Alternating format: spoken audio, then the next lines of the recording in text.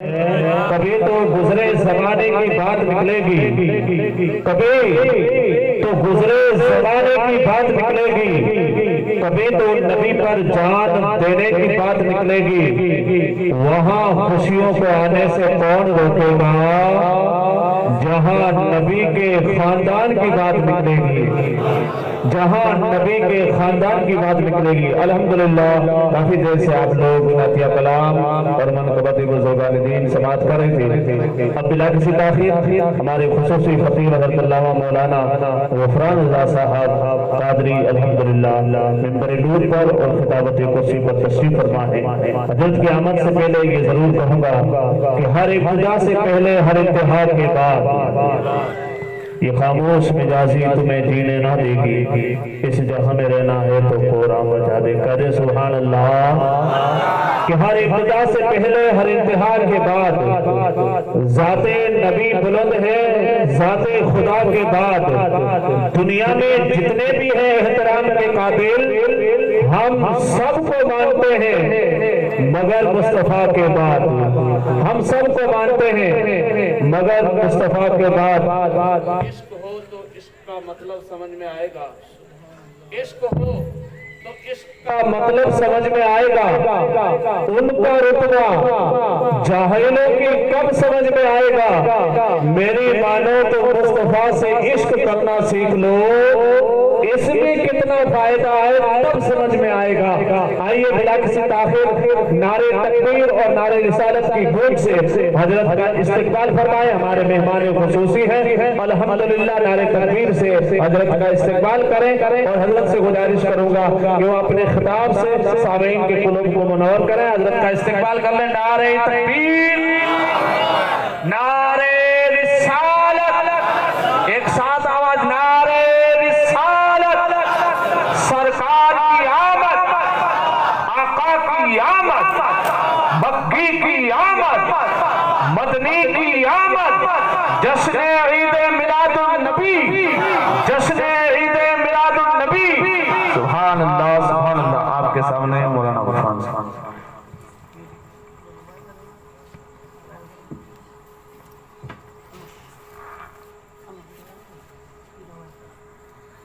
للہ رب العالمین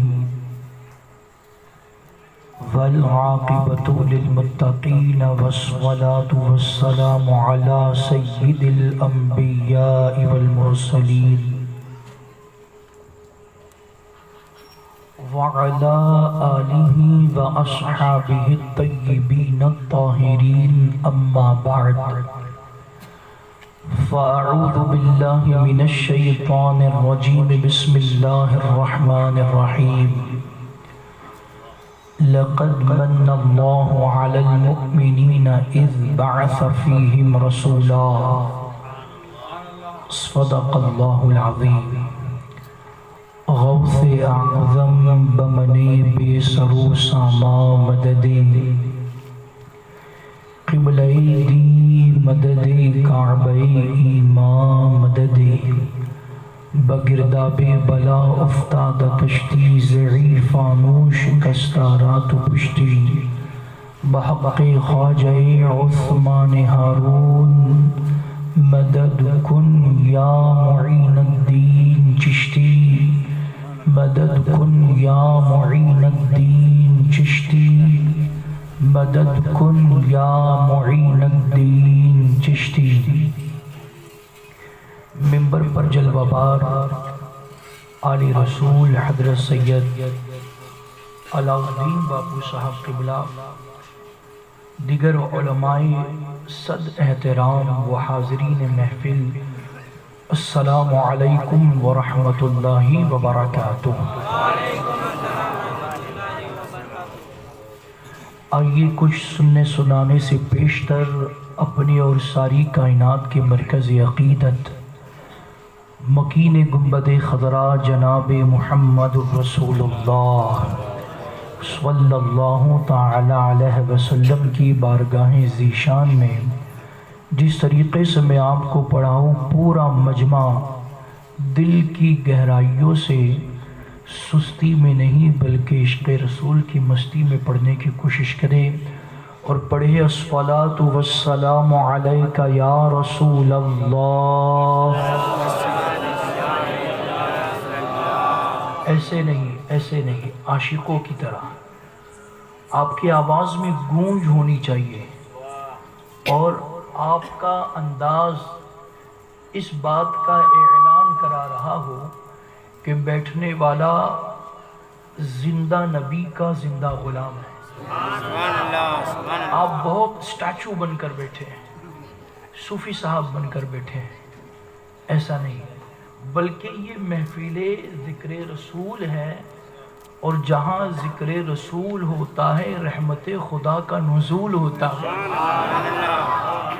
اور جتنا آپ اپنی زبان کو حرکت دیں گے اتنا ہی خدا کی برکت کا نزول ہوگا۔ تو بہت سستی کے ساتھ آپ بیٹھے ہیں، سستی میں نہیں پڑھنا ہے بلکہ آپ کو عشق رسول کی مستی میں پڑھنا ہے۔ پوری جان لگا کے اپنی آواز نکالے اور پڑھے الصلاۃ والسلام علیک یا حبیب اللہ۔ اب یوں ہوا کہ آگے والے ہیں دمدار، پیچھے والوں کا انتظار۔ پیچھے والوں کو جنت میں نہیں جانا ہے، سب کو جانا ہے، جس نے جانا ہے ہاتھ اٹھائے۔ ماشاءاللہ جانا ہے سب کو، تو جنت میں حضور کو چھوڑ کر کوئی جا نہیں سکتا۔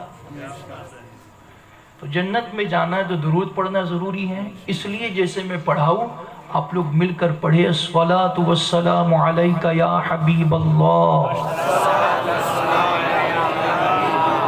وعلی آلک واصحابک یا نور اللہ صلی اللہ تعالی علیہ وسلم۔ تمام تعریفیں، ہر قسم کی حمد و ثنا اس اللہ عظیم کے لیے جس نے ہمیں اور آپ کو آج کی یہ مقدس رات نصیب فرمائی۔ اور مسلمانوں، یہ رات جس کی برکتوں سے آپ اور ہم مالا مال ہو رہے ہیں، یہ رات کوئی معمولی رات نہیں ہے، بلکہ اگر آپ جائزہ لیں تو آپ کو پتہ چلے گا کہ ہمارے اکابر نے فرمایا ہے کہ 12 ربیع النور کی شب یعنی شب ولادت مصطفیٰ یہ شب قدر سے افضل ہے۔ مسلمانوں، جس رات میں آپ اور ہم سانسیں لے رہے ہیں یہ رات لیلۃ القدر سے افضل ہے، شب قدر سے افضل ہے۔ ہو سکتا ہے کسی کو یہ بات ہضم نہ ہو کہ بھئی یہ رات شب قدر سے افضل کیسے؟ اس لیے کہ شب قدر تو وہ ہے جس میں قرآن آیا، شب قدر وہ ہے جس میں قرآن آیا۔ مسلمانوں، آج کی رات وہ ہے جس میں قرآن والا آیا۔ اگر مصطفیٰ نہ ہوتے تو نہ اسلام ملتا، نہ قرآن ملتا، نہ رحمان ملتا۔ جو کچھ ملا یہ حضور کی میلاد کی خیرات ہے، یہ حضور کی میلاد کا صدقہ ہے۔ اس لیے شاعر کہتے ہیں نوری محفل پہ چادر تنی نور کی، نور پھیلا ہوا آج کی رات ہے، چاندنی میں ہیں ڈوبے ہوئے دو جہاں، کون جلوہ نما آج کی رات ہے، مانگ لو چشم تر مانگ لو۔ شاعر کہہ رہے آج جس نے جو مانگنا ہے مانگ لو، آج جس نے خدا کے دربار سے جو حاصل کرنا ہے کر لو، اس لیے کہ مانگ لو چشم تر مانگ لو، درد دل اور حسن نظر مانگ لو، پیارے آقا کی بستی میں گھر مانگ لو، کہ مانگنے کا مزہ آج کی رات ہے۔ آج کسی کو بھی خالی نہیں اٹھایا جائے گا، آج جھولیاں بھر بھر کے حضور کی میلاد کی خیرات تقسیم ہونے والی ہے۔ لیکن اب دیکھنا یہ ہے کہ کون کتنی بیداری کے ساتھ بیٹھتا ہے، دیکھنا یہ ہے کہ کون کتنی چستی کے ساتھ بیٹھتا۔ ایسا نہ ہو کہ ذکر رسول ہو رہا ہے اور ہم لوگ، اس لیے کہ آج جو سو گیا وہ کھو گیا۔ آج بیدار ہونے کی رات ہے، اس لیے کہ آج امت کا نصیبہ بیدار کیا گیا ہے، اس لیے کہ آج سلطان کائنات جلوہ بار ہوا گے، آج محبوب کبریا جلوہ بار ہوا گے۔ مسلمانوں، اگر آج آپ بیداری کے ساتھ نہ بیٹھے تو اپنی قسمت کو بیدار نہیں کرا پائے گے۔ تو کیا آج آپ لوگ بیداری کے ساتھ بیٹھیں گے انشاءاللہ؟ کتنے لوگ سو گئے؟ ہاتھ اٹھائیں۔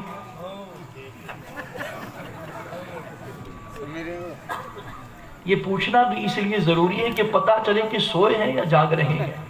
کہہ دو سو گئے نہیں، مدینے کی یاد میں کھو گئے۔ اس لیے کہ مدینے والا آیا ہے اور جہان بھر کا یہ قاعدہ ہے کہ جس کا کھانا حضور کا کھاتے ہیں نا، کون کون کھاتا حضور کا؟ اللہ کی عزت کی قسم، ہم تو ہم جو انہیں نہیں مانتے وہ بھی محمد کی خیرات کھاتے ہیں۔ کائنات میں ہر کوئی حضور کے ٹکڑوں پر پل رہا ہے۔ اسی لیے تو وقت کا مرد قلندر، تاجدار اہل سنت، شہزادہ اعلیٰ حضرت حضور مفتی اعظم فرماتے ہیں، پیتے ہیں تیرے در کا، کھاتے ہیں تیرے در کا، ارے پانی ہے تیرا پانی اور دانا ہے تیرا دانا۔ سبحان اللہ۔ اتنی محفل میں کیسے بیان ہوگا؟ تھوڑی اپنی بیداری کو ظاہر کریں اور یہ تصور کریں کہ جہان بھر کا یہ قاعدہ ہے کہ جس کا کھانا اسی کا گانا، تو نعمتیں جن کی کھا رہے ہیں انہی کے ہم گیت گا رہے ہیں۔ تو کیا حضور کا گیت گانے کے لیے تیار ہیں آپ لوگ؟ آپ کو بیدار کرنے کے لیے پڑھ رہا ہوں، میرا ذہن نہیں تھا، میں کلام نہیں پڑھتا ہوں زیادہ تر، لیکن چونکہ آپ بیدار نہیں ہیں اس لیے بیدار کرنا پڑے گا انشاءاللہ۔ تیرا کعبہ میں تیرے گیت گایا رسول اللہ، تیرا کعبہ میں تیرے گیت گایا رسول اللہ، تیرا میلاد ہے کیوں نہ مناوا یا رسول اللہ، تیرا کعبہ میں تیرے گیت گایا رسول اللہ، تیرا یا رسول اللہ، تیرا میلاد میں کیوں نہ مناوا رسول اللہ۔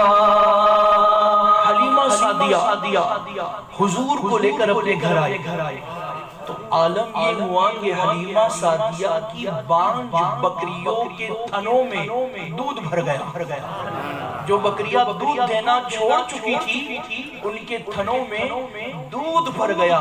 حلیمہ سعدیہ نے دودھ دھوا، دودھ نچوڑا، اتنا دودھ کے پورے برتن بھر گئے، مگر دودھ ختم ہونے کو تیار، یہاں تک کہ پہلی رات جو حضور نے حلیمہ سعدیہ کے گھر میں گزاری، دوسرے دن حلیمہ سعدیہ کی آس پاس میں رہنے والی سہیلیاں عورتیں حاضر ہوئی۔ کہا حلیمہ آخر آج رات تم نے کون سا قیمتی فانوس روشن کیا تھا؟ اپنی زبان میں ہیلوجن، کون سا ہیلوجن لگایا تھا آج رات تم نے اپنے گھر میں کہ تمہارے گھر سے اتنا نور نکلتا تھا کہ پوری بستی روشن ہو گئی؟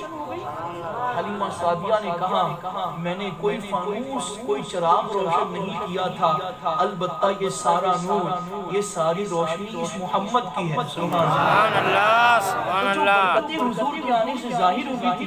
حلیمہ سعدیہ حیران تھی، کبھی حضور کو دیکھتی تھی، کبھی برکتوں کو دیکھتی تھی، تو شاعر نے عرض کیا حلیمہ قریب بیٹھے کدی سرکار بیٹھے، حلیمہ قریب بیٹھے کدی سرکار بیٹھے، میں کیڑی سیج تیرے لئی سجاوایا رسول اللہ، میں کیڑی سیج تیرے لئی سجاوایا رسول اللہ، تیرا میلاد یا رسول اللہ، تیرا میلاد مناوا یا رسول اللہ، سرکار کی آمد حبابدار کی آمد، بابا کی آمد حبابدار کی آمد، مرحبا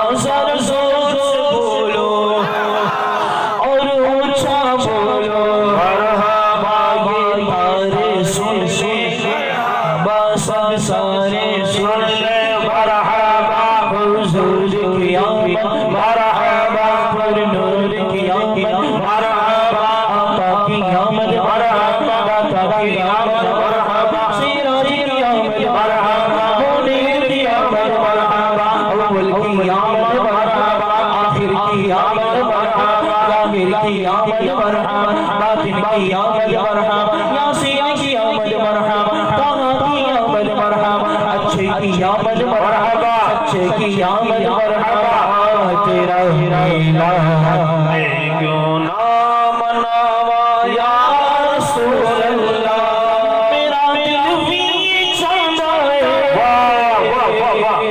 تسی میرے بھی دریاؤ۔ سبحان اللہ۔ اس کا دل چاہتا ہے کہ حضور ہمارے گھر تشریف لائے۔ سنا ہے آقا آپ ہر عاشق کے گھر تشریف لاتے ہیں، سنا ہے آقا آپ ہر عاشق کے گھر تشریف لاتے ہیں، میرے گھر میں بھی ہو جائے چراغا یا رسول اللہ۔ میرا دل بھی چاہتا ہے تسی میرے بھی دریاؤ، تیری راہاں دے وچ بلدا بچھایا رسول اللہ، تیری راہاں دے وچ بلدا بچھایا رسول اللہ، تیرا میلا میں کیوں نہ آیا رسول اللہ، تیرا میلا میں کیوں نہ آیا رسول اللہ، یقین ہے قبر میں تسی تشریف لاؤ گے، بہت اچھے، بہت یقین ہے قبر میں، یقین ہے قبر میں، میری تو قبر میں، یقین ہے قبر میں تسی تشریف لاؤ گے، میں سی موت پر قربان جاؤں یا رسول اللہ، ایسی موت پر قربان جاؤں یا رسول اللہ، تیرا میلا میں کیوں نہ مناوا یا رسول اللہ، تیرا میلا میں کیوں نہ مناوا یا رسول اللہ۔ کوشش کر رہی ہے کہ حضور کے غلاموں سے حضور کا رشتہ ٹوٹ جائے، مگر شاعر کیا کہتے ہیں؟ اس زمانہ کچھ کچھ دیوانے اپنی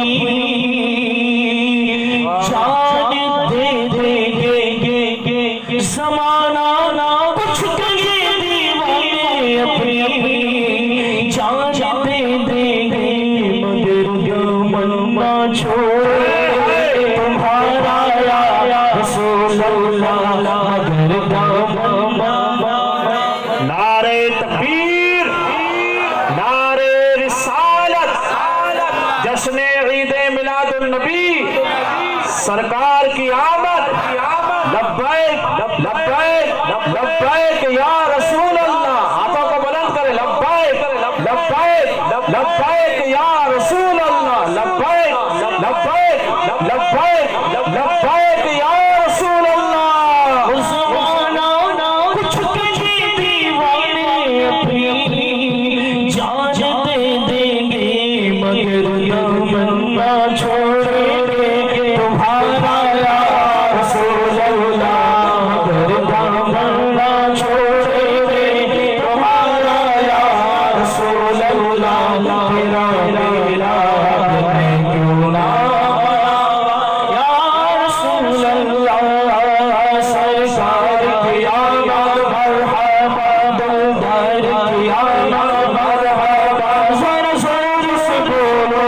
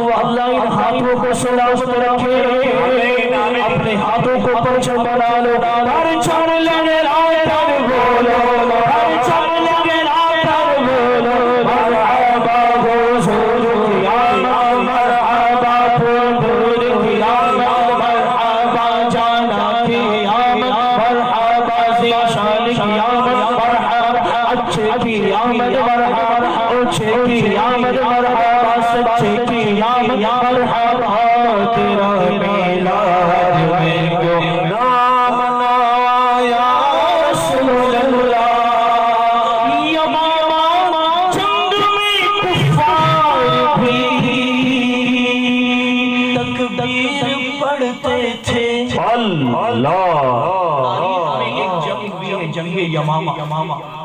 اس جنگ کی عجیب بات یہ تھی کہ صحابہ کا لشکر بھی تکبیر پڑھتا تھا اور اسلام دشمن لشکر جو آیا تھا صحابہ کے مقابلے وہ بھی تکبیر پڑھتا تھا. حیران ہو گئے کہ اب دشمن کو پہچانے کیسے. صدیق اکبر کی بارگاہ میں حاضر ہوئے، کہا کہ حضور ہم بھی تکبیر پڑھتے، وہ بھی تکبیر پڑھتے، اب پہچانے کیسے کہ کون اپنا کون پرایا. تو صدیق اکبر نے فرمایا آج کے دن ہماری پہچان نعرہ تکبیر نہیں، نعرہ رسالت ہوگی. شاعر کہتے ہیں یمامہ جنگ میں کفار بھی تکبیر پڑھتے تھے، فرق تھا مومنوں کافر میں نعرہ یا رسول اللہ. فرق تھا مومنوں کافر میں نعرہ یا رسول اللہ. تیرا میلاد میں کیوں نہ یا رسول اللہ. مدینے پاک کے اندر میری عبادت ہے. سبحان اللہ. مکے کی بڑی عبادت، بندہ طواف کرے کعبے کو دیکھے. شاعر کہتے ہیں مدینے کی بڑی عبادت کیا ہے. شاعر اپنے انداز میں پنجابی انداز میں یوں کہتے ہیں او مدینے پاک کے اندر میری عبادت ہے. تیرے روزے سے نہ نظر رسول اللہ. تیرے روزے سے نہ نظر رسول اللہ. تیرا میلاد میں کیوں نہ مناوا یا رسول اللہ. تیرا میلاد میں یا رسول اللہ. ذرا چہرے سے چادر کو ہٹا دو یا رسول اللہ. ہمیں بھی اپنا دیوانہ بنا دو یا رسول اللہ. تیرا میلاد میں یا رسول اللہ. سرکار کی آمد مرحبا بالبر کی آمد مرحبا پاکی آمد مرحبا. ذرا زور سے بولو باسم جھوم کے بولو لب جھوم کے بولو مرحبا. سرکار کی آمد مرحبا پیغمبر کی آمد مرحبا کی آمد مرحبا تعالی کی آمد مرحبا سراج کی آمد مرحبا امین کی آمد مرحبا. یوں کر کے ان کا چرچا اپنے دل چلتا اونچے میں اونچا نبی کا جھنڈا. اونچے میں اونچا نبی کا جھنڈا. گھر گھر میں لہرا پکارا یا رسول اللہ یا حبیب اللہ. پکارو یا مل کر کے پڑھیں سبحان اللہ. ماشاء اللہ. اللہ تعالی ہماری اس حاضری کو قبول فرمائے آمین. اور اللہ اس حاضری کو مدینے کی حاضری کا ذریعہ اور سبب بنائے. مسلمانوں یقین جانو ہمارے پاس جو کچھ بھی ہے نا، جو کچھ بھی، یہ سب اللہ کا دیا ہوا ہے. نہ ہمارے ہاتھ کی کوئی کمائی ہے، نہ ہماری ذاتی قوت کا کوئی نتیجہ ہے. یہ جو سانسیں ہم لے رہے ہیں، چھوڑ رہے ہیں نا، یہ بھی اللہ کی اتنی بڑی نعمت، اتنی بڑی نعمت، کتنی بڑی نعمت. اگر سمجھنا ہے تو کورونا کے دور میں چلے جائیں. لوگ نوٹوں کے بنڈل لے کر کھڑے تھے مگر آکسیجن نہیں مل پایا. دیکھتے ہی دیکھتے لوگ چلتے پھرتے موت کی آغوش میں سو گئے. اور زمانے نے دیکھا کہ کاغذ کی نوٹیں کسی کی جان بچا نہیں سکتی. جان اسی کی بچے گی جس کے ساتھ اللہ کی رحمت ہوگی۔ یہ جو ہم پلک جھپکاتے ہیں نا، پلک، یہ بھی اللہ کی اتنی بڑی نعمت ہے کہ اگر آپ آدھا منٹ 1 منٹ پلک نہ جھپکائیں نا تو آپ کی آنکھ سے پانی بہنا شروع ہو جائے گا، ہے کہ نہیں؟ اور اگر یہ پانی مسلسل بہتا رہے تو ممکن ہے کہ پانی بہنے کی بنیاد آپ آنکھوں کی بینائی سے محروم ہو جائیں، اندھے ہو جائیں، لیکن قدرت کا یہ کرم کہ اس نے پلک جھپکانے کی قوت ہمیں دی، جس کے نتیجے میں ہماری آنکھوں کی حفاظت ہو رہی ہے۔ اس طریقے سے آپ دیکھیں کہ دولت یہ اللہ کی دی ہوئی ہے، بیوی بچے یہ اللہ کی نعمت ہے، ماں باپ جیسی عظیم دولت یہ اللہ نے دی ہے، زمین کا بچھونا اللہ نے دیا ہے، آسمان کا شامیانہ اللہ نے دیا ہے، پھولوں کی مہک اللہ نے دی ہے، چڑیوں کی چہک اللہ نے دی ہے، سمندر کی طغیانی اللہ نے دی ہے، دریا کی روانی اللہ نے دی ہے۔ مسلمانوں جو کچھ بھی ہے یہ سب اللہ کا دیا ہے کہ نہیں؟ مانتے کہ نہیں آپ لوگ؟ سب اللہ کا دیا، مگر اللہ کی عزت کی قسم اتنی نعمتیں اللہ نے دی، جس کے بارے میں خود قرآن میں کہا کہ تم اگر میری نعمت شمار کرنا چاہو، کاؤنٹ کرنا چاہو، گننا چاہو، گن نہیں سکتے، یعنی تمہارا کیلکولیشن فیل ہو جائے گا، تم اللہ کی نعمت کو گن نہیں پاؤ گے، اتنی نعمتیں اس نے دی۔ مگر قربان جائے پورا قرآن پڑھے، سورہ فاتحہ سے لے کر سورہ ناس تک، الحمد سے والناس تک پورا قرآن پڑھ ڈالے تو آپ کو کہیں پر بھی یہ بات نہیں ملے گی کہ اللہ فرما رہا ہے اے میرے بندو ہم نے تمہیں جان دے کر تم پر احسان کیا۔ کہیں پر بھی اللہ نے نہیں فرمایا کہ ہم نے آنکھوں کی روشنی دے کر تم پر احسان کیا، تمہاری زبان کو بولنے کی قوت دے کر تم پر احسان کیا، تمہارے کانوں کو سننے کی طاقت دے کر تم پر احسان کیا، تمہیں اپنے ٹانگوں پر کھڑا کر کے تم پر احسان کیا، زمین و آسمان دے کر تم پر احسان کیا، چاند و سورج دے کر تم پر احسان کیا۔ اللہ اللہ پورا قرآن آپ کھنگال ڈالے تو آپ کو کہیں پر بھی نہیں ملے گا کہ اللہ تبارک و تعالی کسی چیز کو دے کر احسان جتلا رہا ہو، کسی نعمت کو دے کر احسان جتلا رہا ہو، مگر اللہ جب بات آتی ہے اس نعمت کی جو تمام نعمتوں کی جان ہے، بات آتی ہے اس نعمت کی جو نعمت عظمیٰ ہے، بات آتی ہے اس نعمت کی جو نعمت کبریٰ ہے، ہاں وہی نعمت جسے محمد الرسول اللہ کہا جاتا ہے، ہاں وہی نعمت جسے مصطفیٰ جان رحمت کہا جاتا ہے، ہاں وہی نعمت جو آمنہ کے لال ہے، ہاں وہی نعمت جو عبداللہ کے لخت جگر ہے۔ جب اللہ تبارک و تعالیٰ نے اپنا محبوب ہمیں عطا کیا، وہ اللہ جو چاند دیتا ہے احسان نہیں جتاتا، سورج دیتا ہے احسان نہیں جتاتا، پانی کی نعمت دیتا ہے احسان نہیں جتاتا، زمین کا بچھونا دیتا ہے احسان نہیں جتاتا، آسمان کا شامیانہ دیتا ہے احسان نہیں جتاتا، کروڑوں اربوں خربوں نعمتیں دیتا ہے مگر احسان نہیں جتاتا۔ لیکن جب محبوب کو عطا کر دیا، جب محبوب کو پیدا کروا دیا، جب محبوب کو دنیا میں بھیج دیا، جب نبی کی ولادت ہوئی تو اللہ نے اعلان فرمایا لقد من اللہ علی المؤمنین اذ بعث فیہم رسولا، جان لو اے مومنو ہم نے اپنا محبوب دے کر احسان کر دیا۔ نعرہ تکبیر، نعرہ رسالت، عظمت مصطفیٰ سرکار کی آمد۔ کم مت کرنا، جب میں چیخوں تو کم نہیں کرنا، چیخ کر فائدہ نہیں، میں چیخوں گا آپ فوراً اس کو ڈاؤن کریں گے، چیخ کر کوئی فائدہ نہیں، اور آواز لاک ہو جاتی ہے ایسے، ایک بار سیٹ کر دو چھوڑ دو اس کو۔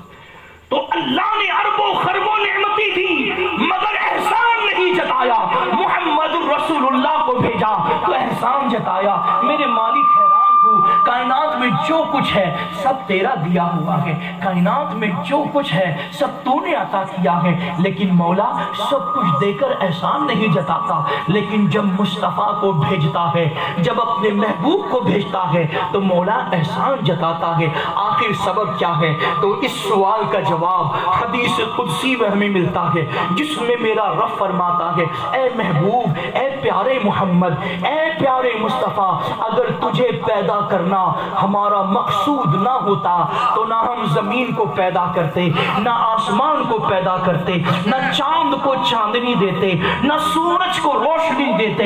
اے محبوب، اگر تجھے پیدا کرنا ہمارا مقصود نہ ہوتا تو نہ ہم آدم کو پیدا کرتے، نہ موسیٰ کو پیدا کرتے، نہ عیسیٰ کو پیدا کرتے، نہ ابراہیم و اسماعیل کو پیدا کرتے، نہ سلیمان و یعقوب کو پیدا کرتے۔ حتیٰ کہ محبوب اگر تجھے پیدا کرنا ہمارا مقصود نہ ہوتا نہ جبریل پیدا کیے جاتے، نہ میکائیل پیدا کیے جاتے، نہ آسمان پیدا کیے جاتے۔ محبوب تجھے پیدا کرنا تھا اس لیے نبیوں کو پیدا کیا، تجھے بھیجنا تھا اس لیے پیغمبروں کو بھیجا، تجھے دنیا میں پیدا کرنا تھا اس لیے رسولوں کو بھیجا۔ محبوب تجھے پیدا کرنا تھا اس لیے فرشتوں کو وجود دیا گیا، محبوب تجھے پیدا کرنا تھا اس لیے کائنات کو وجود دیا گیا۔ پتا چلا یہ زمین کا بچھونا حضور کی میلاد کا صدقہ ہے، یہ آسمان کا شامیانہ حضور کی میلاد کا صدقہ ہے، یہ چاند کی چاندنی حضور کی میلاد کا صدقہ ہے، یہ سورج کی روشنی حضور کی میلاد کا صدقہ ہے، یہ انبیاء کا آنا حضور کی میلاد کا صدقہ ہے، یہ فرشتوں کا آنا حضور کی میلاد کا صدقہ ہے۔ مسلمانوں جان لو، سب ملا مصطفیٰ کے صدقے ملا۔ جملوں پر توجہ کرے، سب ملا مصطفیٰ کے صدقے ملا، اور رب ملا تو مصطفیٰ کے صدقے ملا۔ سبحان اللہ۔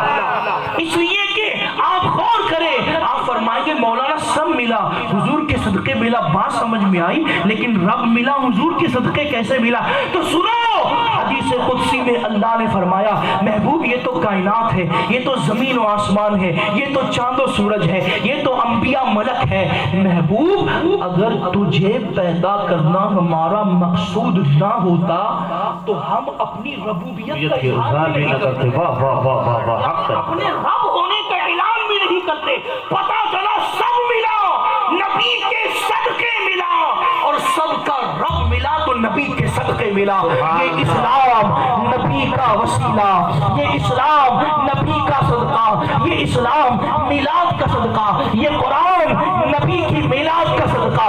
جو کچھ ملا وہ نبی کی میلاد کے صدقے ملا۔ مجھے بتاؤ مسلمانوں، جب نبی کی میلاد کے صدقے ہمیں سب کچھ ملا تو پھر نبی کی میلاد پر جشن نہیں منائیں گے؟ کیا بات ہے، خوشی نہیں منائیں گے؟ اچھا کچھ لوگ کہتے ہیں کہ بھئی حضور کی میلاد منانا شرک ہے، بدعت ہے۔ وہ پلمبر ٹی وی پر بیٹھ کر بولتا ہے، ایک وہ پاگلوں کا ڈاکٹر جو کرنائے وہ بیٹھ کر بولتا ہے کہ حضور کی میلاد شرک ہے۔ سنو، جو حضور کی میلاد پر جشن نہیں مناتے ان سے الجھنے کی ضرورت نہیں ہے، ان سے لڑنے کی ضرورت نہیں۔ کیوں؟ ارے بابا تم حضور کی میلاد نہیں مناتے، مت مناؤ، اس لیے کہ اللہ نے حضور کو بھیج کر ہر ایرے غیرے نتھو خیرے پر احسان نہیں کیا۔ کیا بات ہے، اللہ نے احسان کیا تو یوں فرمایا لقد من اللہ علی المؤمنین، اللہ نے مومنوں پر احسان کیا۔ گویا جو حضور کی میلاد پر جشن مناتے ہیں وہ اس بات کا اظہار کرتے ہیں کہ ہم مومن ہیں۔ سبحان اللہ، نعرہ تکبیر، ہاتھوں کو بلند کریں، نعرہ رسالت، سرکار کی آمد، سبحان اللہ سبحان اللہ۔ بہت اچھا کچھ لوگ یہ کہتے ہیں کہ 12 ربیع الاول کو حضور کی وفات کی تاریخ ہے۔ کیا بات ہے، اچھے۔ کچھ لوگوں نے یہ اعتراض مسلمان ینگ جنریشن کو مس گائیڈ کرنے کے لیے کہ حضور کی وفات کی تاریخ 12 ربیع الاول ہے۔ سب سے پہلے تو یہ جان لو کہ علماء محققین کے نزدیک حضور کی وفات کی تاریخ 12 نہیں ہے، البتہ جمہور کا قول یہ ہے کہ ولادت کی تاریخ 12 ہے۔ لیکن چلو مان لیا تمہارے کہنے کے مطابق کہ حضور کی وفات کی تاریخ 12 ہے، تو اعتراض کیا؟ اعتراض یہ ہے کہ بتاؤ جس دن حضور نے پردہ کیا، جس دن حضور نے وفات پائی، جس دن حضور نے وصال فرمایا، یہ سنی لوگ اس دن جشن مناتے ہیں، یہ سنی لوگ اس دن اپنی گلیوں کو روشنی سے سجاتے ہیں۔ جس دن فاطمہ کے بابا دنیا سے گئے تم جشن مناتے ہو، جس دن عائشہ کا سہاگ لٹ گیا تم جشن، یہ ان کے جملے بتا رہا ہوں۔ جس دن صدیق رو رہے، عمر رو رہے، عثمان، طلحہ، زبیر، عبد الرحمن، بلال رو رہے تھے، تم اس دن جشن منا رہے ہو۔ اعتراض یہ ہوتا ہے بتاؤ جب کوئی مر جائے تو کیا روشنی سے گلیاں سجائی جاتی ہے؟ جب کوئی مر جائے تو تمتموں سے گھر سجائے جاتے ہیں؟ جب کوئی مر جائے تو جھنڈیاں لہرائی جاتی ہے؟ جب کوئی مر جائے تو جلوس نکالا جاتا ہے؟ جب کوئی مر جائے تو مبارک بادیاں دی جاتی ہے؟ جب کوئی مر جائے تو خوشی کا ماحول سجایا جاتا ہے؟ جب کوئی مر جائے تو شادمانی کے محافل سجائی جاتی ہے؟ جب کوئی مر جائے تو خوشیوں کا اہتمام ہوتا ہے؟ میں کہوں گا تم نے سچ کہا، جب کوئی مر جائے تو جشن نہیں منایا جاتا، جب کوئی مر جائے تو خوشیوں کا ماحول نہیں سجایا جاتا، جب کوئی مر جائے تو گلیاں نہیں سجائی جاتی، جب کوئی مر جائے تو مبارک بادیاں نہیں دی جاتی۔ سچ کہا، جب کوئی مر جائے تو یہ سارا اہتمام نہیں کیا جاتا، مگر اللہ کی عزت کی قسم میرا نبی تو کل بھی زندہ تھا، آج بھی زندہ ہے اور قیامت تک کے زندہ رہے گا، اور جو نبی زندہ ہے اس کا وفات نہیں جشن میلاد منایا جاتا۔ سبحان اللہ، نعرے تکبیر، نعرے رسالت، حیات النبی، زندہ باد زندہ باد، سبحان اللہ سبحان اللہ، بہت اچھے۔ جو نبی زندہ ہے اس کا وصال نہیں جشن میلاد منایا جاتا ہے۔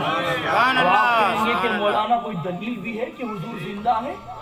یا بس جذبات میں آپ نے کہہ کے گزرنا چاہا؟ کوئی دلیل ہے؟ تو سب سے پہلی بات تو پہلی دلیل ان لوگوں کے لیے، دوسری آپ کے لیے، آپ میرے اپنے ہو۔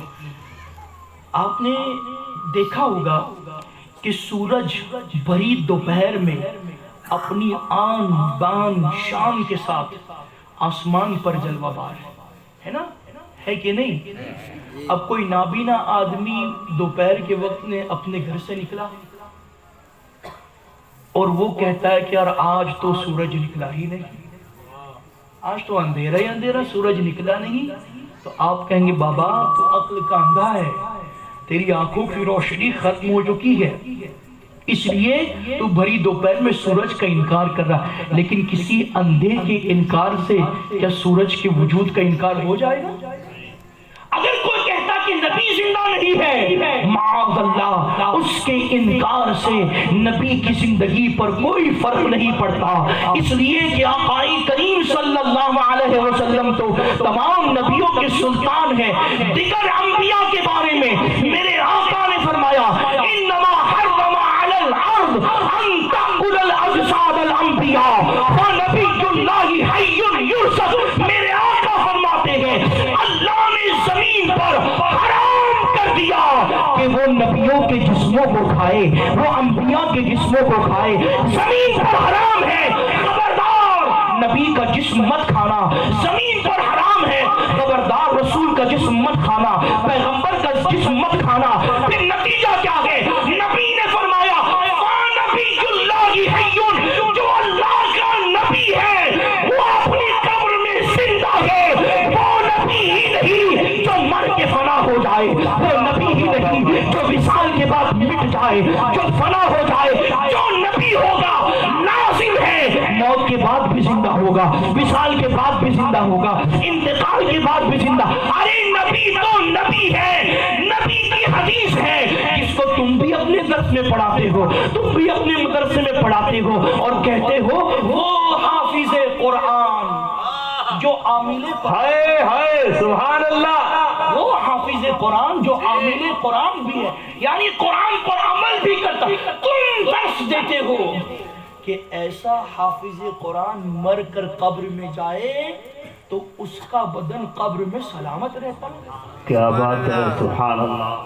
تعجب ہے، ایک بندہ، 2 ٹانگ کا بندہ، تمہارے ہماری طرح چلنے پھرنے کھانے پینے والا، اگر وہ قرآن یاد کر لے، اس پر عمل کر لے تو وہ قبر میں زندہ ہے. یہ تم بھی پڑھاتے ہو اپنے مدارس میں.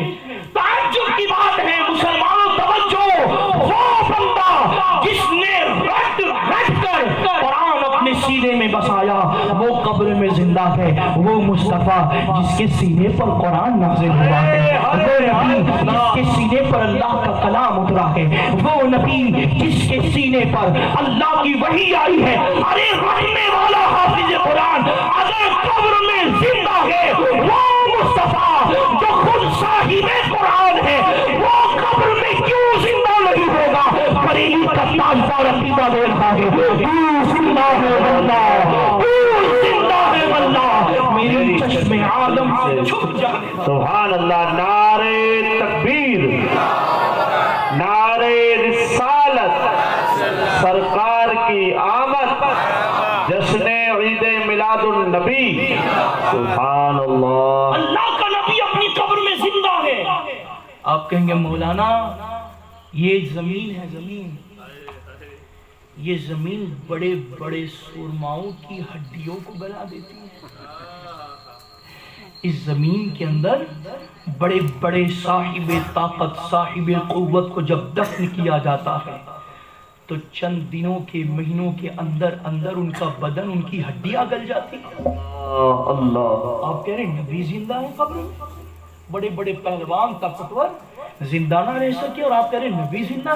سب سے پہلے تو آپ کو یاد کرو، اللہ کی عزت کی قسم، میرے نبی سے بڑا کائنات میں کوئی طاقتور نہیں ہے. اللہ کے بعد اس کائنات میں جو سب سے بڑا صاحب قوت ہے وہ آمنہ کا لال ہے. آپ کہیں گے مولانا دلیل دو. میں کوشش کرتا ہوں جو کہوں اس کی دلیل پیش کروں، میں کوشش کرتا ہوں. آپ کہیں گے مولانا دلیل دو کہ حضور کیسے طاقتور ہے.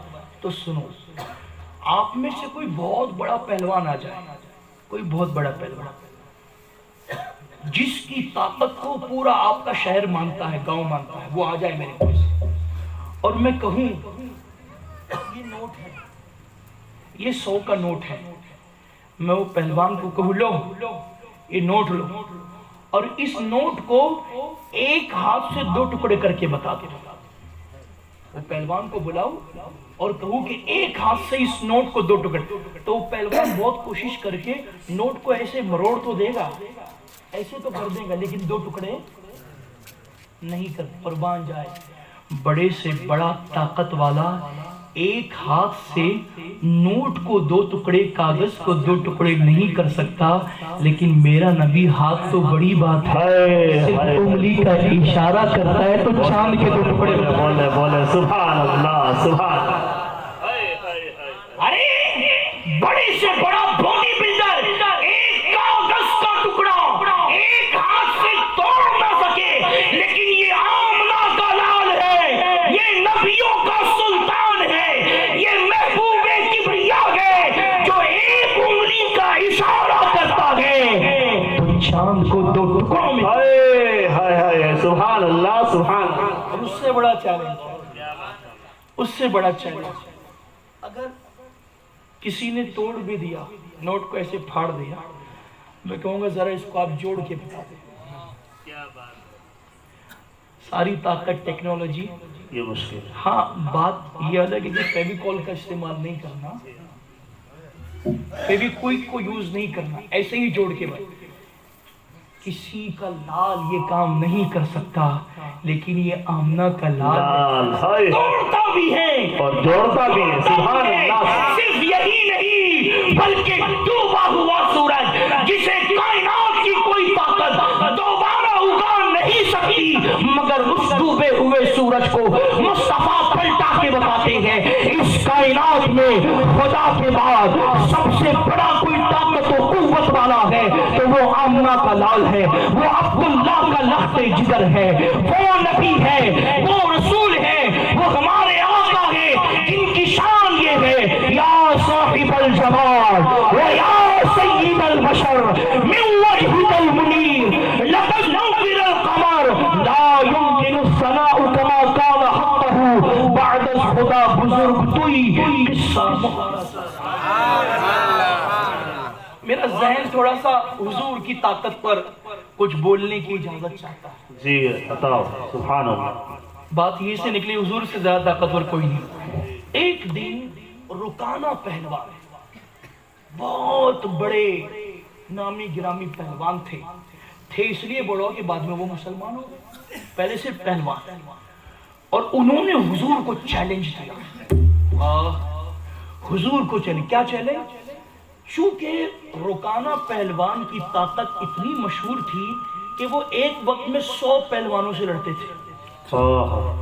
اور جب اونٹ کی چمڑی بچھائی جاتی, رکانہ پہلوان اس پہ کھڑے ہو جاتے ایک سرے پر, اور دوسرے سرے کو لوگ کھینچتے کہ رکانہ کے قدموں تلے سے یہ اونٹ کی چمڑی نکل جائے, لیکن وہ چمڑا بیچ میں سے پھٹ جاتا, لیکن رکانہ کو کوئی ہلا نہیں سکتا تھا.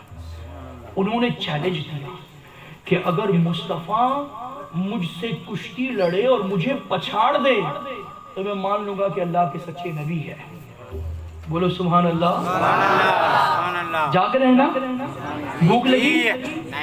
بھوک لگی؟ ماشاءاللہ, اللہ تعالیٰ آپ کو جزائے خیر عطا فرمائے. تو انہوں نے چیلنج دیا اگر مصطفیٰ مجھے کشتی میں پچھاڑ دے تو میں مان لوں گا اللہ کے سچے نے. میرے آقا نے مسکرا کر چیلنج ایکسپٹ کیا. ڈیٹ اور وقت طے ہوا. اس دن, اس تاریخ, اس وقت میں سارا علاقہ جمع ہو گیا. میرے آقا صلی اللہ علیہ وسلم میں تشریف لایا. رکانہ اپنی پہلوانی کے غرور میں مستانہ وار چلتا ہوا حضور کی بارگاہ میں آ گیا اور للکارتے ہوئے حضور کو دعوت کشتی دی. میرے آقا قریب گئے, 2 لمحوں میں پچھاڑ کر چت لٹا دیا اور رکانہ کے سینے پر حضور بیٹھ گئے. 2 لمحوں میں وہ رکانہ جسے 100 پہلوان مل کر پچھاڑ نہ سکتے تھے, میرے آقا نے 2 لمحوں میں پچھاڑ دیا. سینے پہ بیٹھ گئے. جب رکانہ کشتی ہار گئے تو رکانہ نے کہا نہیں, وہ میری توجہ نہیں تھی, میرا دھیان نہیں تھا, اس لیے محمد نے مجھے پچھاڑ دیا, پھر سے کشتی لڑی جائے. میرے آقا نے مسکرا کر ایکسپٹ کر لیا, چیلنج قبول کیا. دوبارہ کشتی لڑی, حضور نے پھر پچھاڑ دیا, سینے پر سوار ہو کر بیٹھ گئے.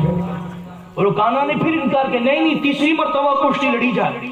اگر تیسری مرتبہ بھی پچھاڑ دے تو مان لوں گا کہ اللہ کا نبی ہے. میرے آقا صلی اللہ علیہ وسلم نے تیسرا چیلنج بھی قبول فرمایا اور 2 لمحوں کے اندر رکانہ کو پچھاڑ کر ان کے سینے پر بیٹھ گئے, سوار ہو گئے. اللہ اللہ, رکانہ اٹھتے ہیں, میرے آقا صلی اللہ علیہ وسلم کے دست حق پر اسلام قبول کرتے ہیں, کلمہ شہادت بلند کرتے ہیں. کچھ وقت گزرا, صحابہ کی مجلس میں بحیثیت صحابی یہ بیٹھے تھے. کسی نے کہا رکانہ کیا بات ہے, تم نے 1 مرتبہ کا چیلنج دیا تھا, میرے آقا نے جب پچھاڑ دیا تم نے اسلام قبول کیوں نہیں کیا؟ رکانہ کا جواب سنیں. رکانہ کہتے ہیں اللہ کی عزت کی قسم, جب پہلی مرتبہ حضور نے مجھے پچھاڑا تھا اسی وقت میں نے دل سے مان لیا تھا کہ یہ اللہ کے سچے نبی ہے, یہ اللہ کے برحق نبی ہے. پھر رکانہ دوسری مرتبہ چیلنج, تیسری مرتبہ کشتی کی بات کرنے کی وجہ اور سبب کیا ہے؟ رکانہ فرماتے ہیں من تو پہلے ہی مرتبہ میں گیا تھا, لیکن دل نے فیصلہ کیا کہ جب حضور پچھاڑتے ہیں سینے پر بیٹھ جاتے ہیں, جب حضور پچھاڑتے ہیں سینے پر سوار ہوتے, پھر کہاں یہ مقدر کہ نبی کی سواری ہو اور رکانہ کا سینہ ہو. مان گیا تھا لیکن چاہتا یہ تھا حضور بار بار پچھاڑے, بار بار سینے پر بیٹھے, بار بار پچھاڑے, بار بار سینے پر سوار ہو جائے. بریلی کرتا تھا اسی منظر کی منظر کشی کرتے ہوئے یوں کہتا ہے دل کرو ٹھنڈا میرا, وہ کبھی 5 چاند سا سینے پہ رکھ دو ذرا تم پہ کروڑوں. سبحان اللہ. نعرے تکبیر, نعرے رسالت. سبحان اللہ. سرکار کی آمد, آقا کی آمد, عظمت مصطفیٰ, رفعت مصطفیٰ. سبحان اللہ. تو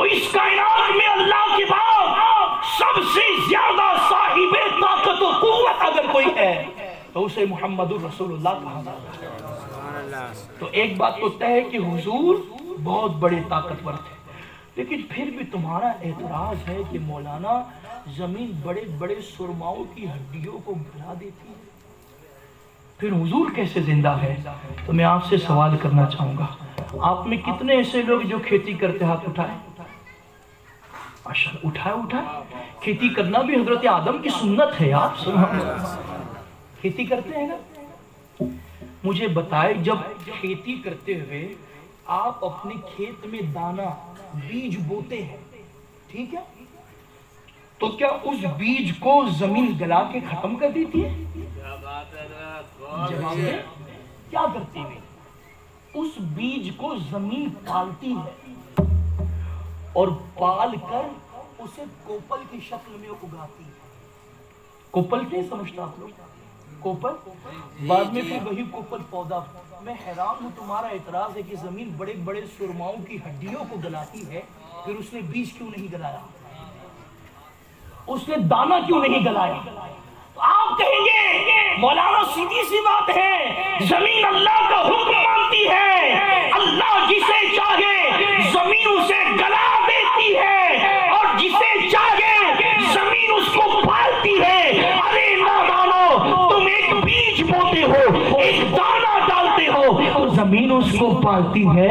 تو مصطفیٰ تو اللہ کے محبوب ہے، مصطفیٰ تو اللہ کے نبی ہے، اور صرف نبی ہی نہیں ہے، سنو کائنات کے ذرے ذرے کا خالق اللہ ہے، کائنات کے ذرے ذرے کا خالق اللہ ہے، اور سنو خالق اللہ ہے، اسی خالق نے مصطفیٰ کو مالک بنا دیا، اسی لیے بریلی کا تاجدار عقیدہ دے رہا ہے میں تو مالک ہی کہوں گا۔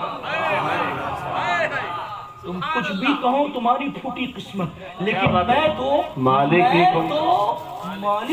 ہی کہوں گا کہ ہوں مالک کے حبیب۔ اللہ اللہ اللہ۔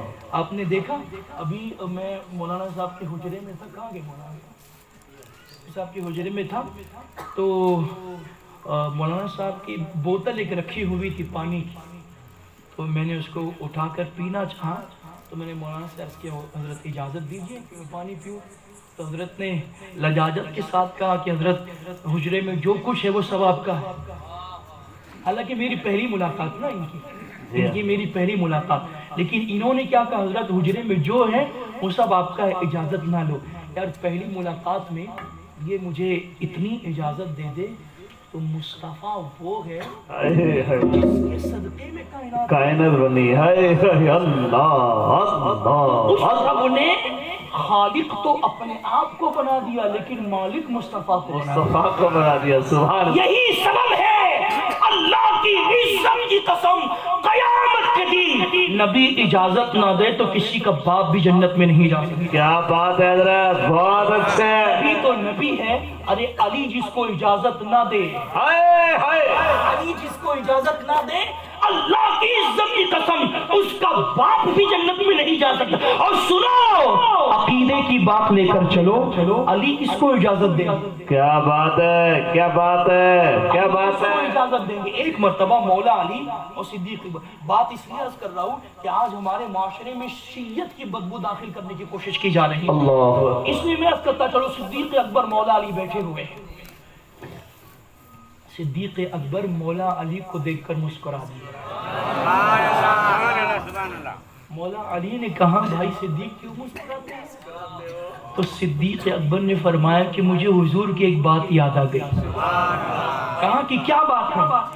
تو کہا بات یہ ہے کہ حضور نے مجھ سے فرمایا تھا اے ابو بکر، علی جس کو اجازت نہ دے گا جنت میں نہیں جائے گا۔ واہ واہ واہ۔ تو یہ بات سن کر مولا علی بھی صدیق اکبر کو دیکھ کر مسکراتے ہیں۔ واہ واہ واہ۔ کہا علی اب تم کیوں مسکراتے ہو؟ کہا کہ مجھے بھی حضور کی بات یاد آ گئی۔ کہا کہ کیا بات؟ تو مولا علی کہتے کہ حضور نے تم سے کہا کہ علی جس کو اجازت نہ دے جنت میں نہیں جائے گا، اور مجھے کہا اے علی اجازت اسی کو دینا جو صدیق کا عاشق ہوگا۔ ہائے ہائے، نعرہ تکبیر، نعرہ رسالت، عظمت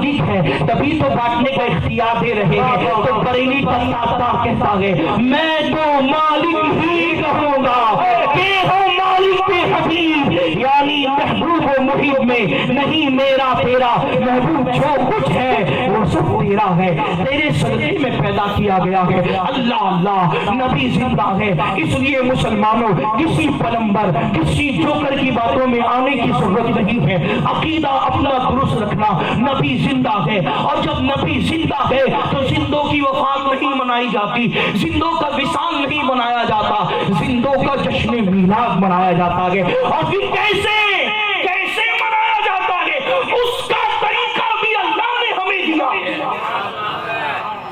کہیں گے مولانا کیسے؟ تو عرض کروں، وقت ولادت جب میرے آقا آمنہ کی گود میں تشریف لا رہے تھے، اس وقت اللہ تبارک و تعالیٰ نے آسمانوں سے نوری جلوس روانہ کیا، نوری جلوس، جس جلوس کی قیادت کرنے کے لیے جبریل کو ذمہ داری نوری بارات آ رہی ہے، فرشتوں کا جلوس آ رہا ہے، آمنہ کے گھر پر آ رہا ہے، اور کس کیفیت میں؟ ساتھ میں 3 جھنڈیوں کو لے کر آ رہا ہے، 3 جھنڈیوں کو لے کر آ، اور مختلف اقوال، لیکن ایک قول جس کا نتیجہ مجھے نکال کر دینا، تو ایک ہی قول آپ کے سامنے پیش کرتا ہوں۔ 3 جھنڈیاں تھی، اور ان 3 جھنڈیوں کی کیفیت یہ تھی کہ ایک جھنڈے کو جبریل نے کعبے پر نصب کیا، اور ایک جھنڈے کو زمین کے مشرقی آخری کنارے پر، جہاں دنیا ختم ہو رہی ہے وہ آخری کنارے پر، مشرق کے آخر، دوسرا مغرب کے آخری کنارے پر، یعنی دنیا کے دونوں کناروں پر 2 جھنڈے اور ایک جھنڈا کعبے پر۔ میں حیران ہوں کہ ایسا کیوں کیا گیا؟ جب میں نے مطالعہ کیا، پڑھا، تو ایک بات مجھے ملی، ماضی بعید زمانے میں مختلف ملکوں کے مختلف بادشاہ ہوتے تھے، ہے کہ نہیں؟ راجے رجواڑے ہوتے تھے، مختلف سلاطین ہوتے تھے، مختلف بادشاہ ہوتے تھے، مختلف حکمراں ہوتے تھے، ان کی الگ الگ ملکوں میں حکمرانی ہوتی تھی، تو ان کی حکومت کی باؤنڈری جو ہوتی تھی نا، باؤنڈری، مثال کے طور پر ایک ملک ہے، یہ اسٹیج ایک ملک ہے، تو بادشاہ جس کی ملکیت میں ملک ہے، تو اس اسٹیج کی 2 باؤنڈری ہیں، ایک یہ ایک یہ، تو اس باؤنڈری پر بادشاہ کے نام کا ایک جھنڈا نصب کیا جاتا ہے، اس باؤنڈری پر بادشاہ کے نام کا ایک جھنڈا نصب کیا جاتا تھا، تاکہ دیکھنے والے سمجھ جائے کہ ان 2 جھنڈوں کے درمیان میں زمین کا جو خطہ ہے، اس خطے کا بادشاہ فلاں آدمی ہے، اس ملک کا سلطان فلاں آدمی ہے۔ قربان جائے، اللہ نے جب محبوب کو دنیا میں بھیجا تو جبریل کو کہا دنیا کے دونوں کناروں پر جھنڈے لگا دیے جائے، تاکہ دنیا کو پتا چلے کہ کوئی کسی گاؤں کا بادشاہ ہوتا ہے، کوئی کسی شہر کا بادشاہ ہوتا ہے، کوئی کسی ملک کا بادشاہ ہوتا ہے، لیکن آج آمنہ کی گود میں جو آ رہا ہے وہ ساری دنیا کا بادشاہ ہے، وہ ساری کائنات کا بادشاہ ہے، وہ سارے عالم کا بادشاہ ہے، اور جھنڈیاں لگا کر دنیا کو پیغام دیا گیا۔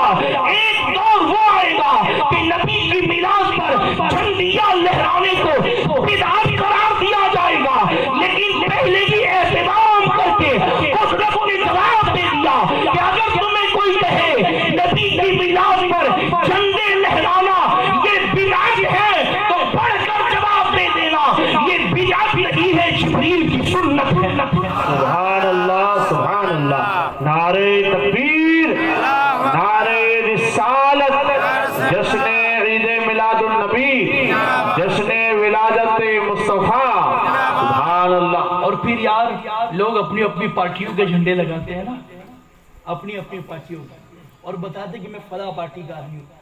ہم میلاد کا جھنڈا لگا کے بتاتے ہم محمدی پارٹی کے لوگ ہیں، اور جھنڈے سے چڑھنے والوں، جھنڈا تمہارا ساتھ نہیں چھوڑے گا، جھنڈا تمہارا پیچھا کرے گا، اس لیے کہ سنو، جو جھنڈوں سے چڑھنے ہیں وہ کان کھول کے سن لے، جھنڈا تو قیامت کے دن بھی ہوگا، اسی جھنڈے کو لواء الحمد کہا گیا ہے، حمد کا جھنڈا کہا گیا ہے، اور وہ ایسا جھنڈا ہوگا جو میرے نبی کے ہاتھ میں دیا جائے گا، اور میرے آقا فرماتے ہیں اس جھنڈے کے نیچے آدم سے لے کر قیامت تک کے تمام مومنین میرے میرے جھنڈے کے نیچے آ جائے گی، تمام انسان میرے جھنڈے کے نیچے آ جائے گے۔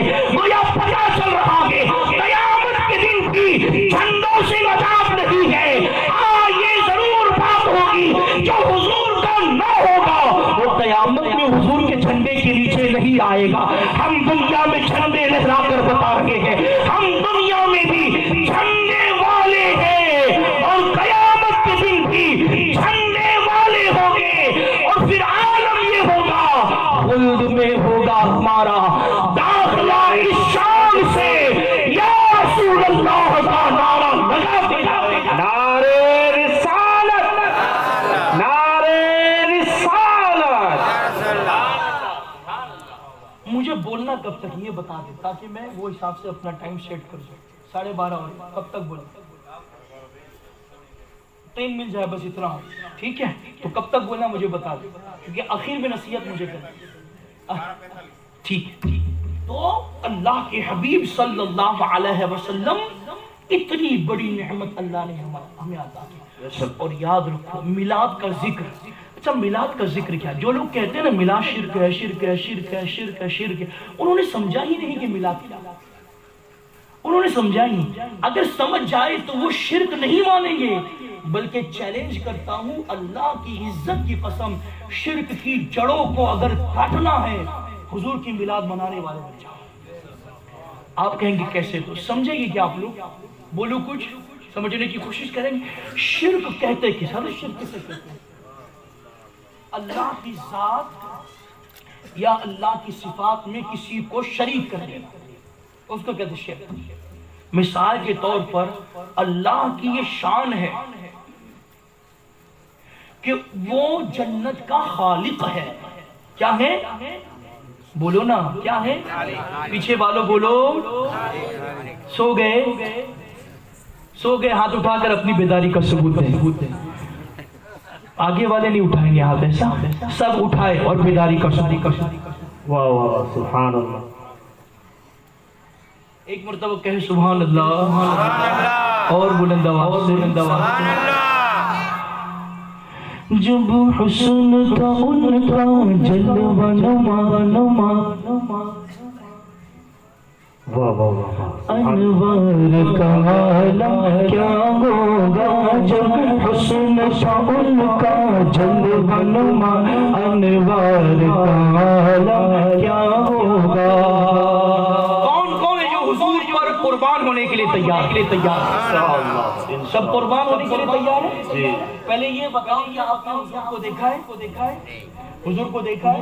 پھر بھی قربان ہونے کو شاعر کے ہر کوئی فدا گیا بن دیکھے، ہر کوئی فدا گیا بن دیکھے، دیدار تارا لالا ہوگا، دیدار تارا لالا ہوگا، کوئی فدا گیا بن دیکھے، دیدار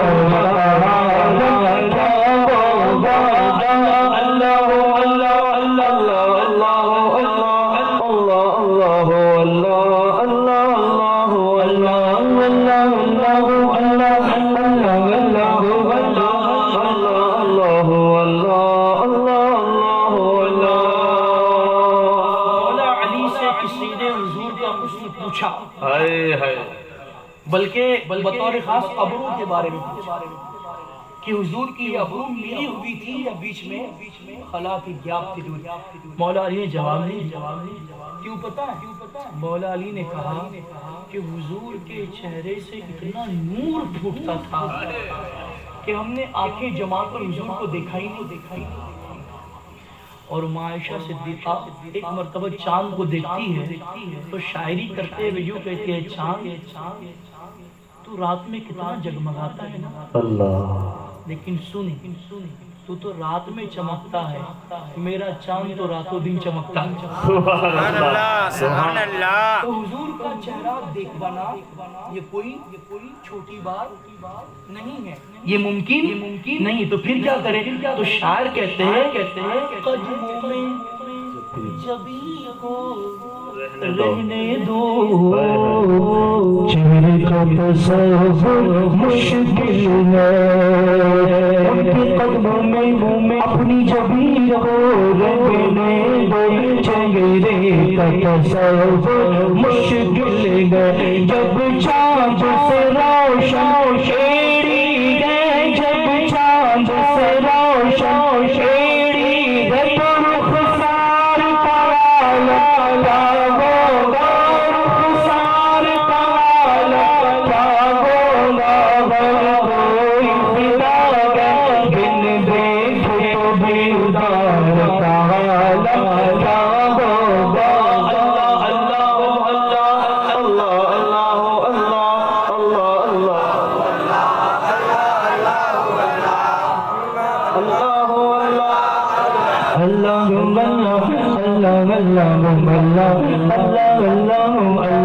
ایک شمس علی ایک شمس عمر سیدھی پہ ادھر عثمان ادھر ایک شمس علی ایک شمس عمر سیدھی پہ ادھر عثمان ادھر ان جگمگ جگمگ تاروں میں جگمگ جگمگ جگمگ جگمگ جگمگ جگمگ تاروں میں سرکار کالا ہوگا سرکار کالا ہوگا کوئی فدا ہے بن دیکھے دیدار کیا ہوگا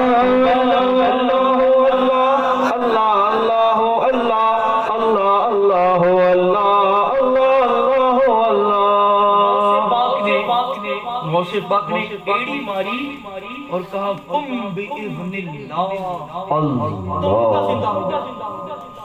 اور خواجہ نے حکم دیا تو سارا ساگر سمٹ کر کاسے میں آ گیا اور ہمارے علاقے کے قطب ہیں جنہیں قطب ناسی سیدنا شاہ سید صادق حسینی مدنی چشتی رحمت اللہ تعالی علیہ کہا جاتے ہیں۔ اس وقت جوگیوں کا ایک علاقہ تھا، بہت ستاتے تھے مسلمانوں۔ آپ نے جلال میں اپنا ایسا ہاتھ پلٹا تو وہ بستی پلٹ گئی۔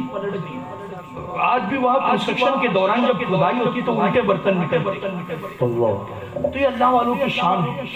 تو شاعر کہتے ہیں چاہے تو اشاروں سے اپنے لایا پلٹ دے دنیا کو، یہ شان ہے ان کے غلاموں کی، یہ شان ہے ان کے غلاموں کی، تو سرکار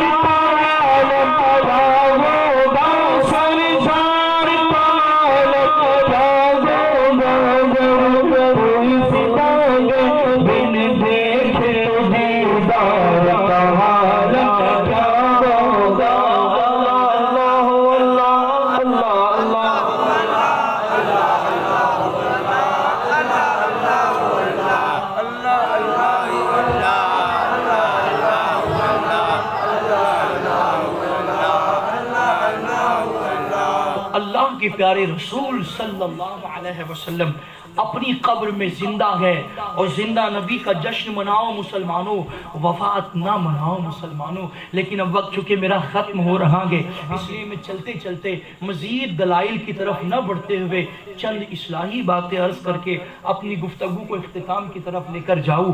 مسلمانوں، نبی کی میلاد مناؤ اس لیے کہ نبی زندہ ہے۔ جھنڈے لہراؤ کہ قبر سے تمہارا جھنڈوں کا لہرانا مصطفیٰ دیکھ رہے ہیں۔ نبی کے نام پر جلوس میں نکلو، درود و سلام اپنے لبوں پر سجا کر کہ تمہارا جلوس میں چلنا گنبد خضرا سے مصطفیٰ دیکھ رہے ہیں۔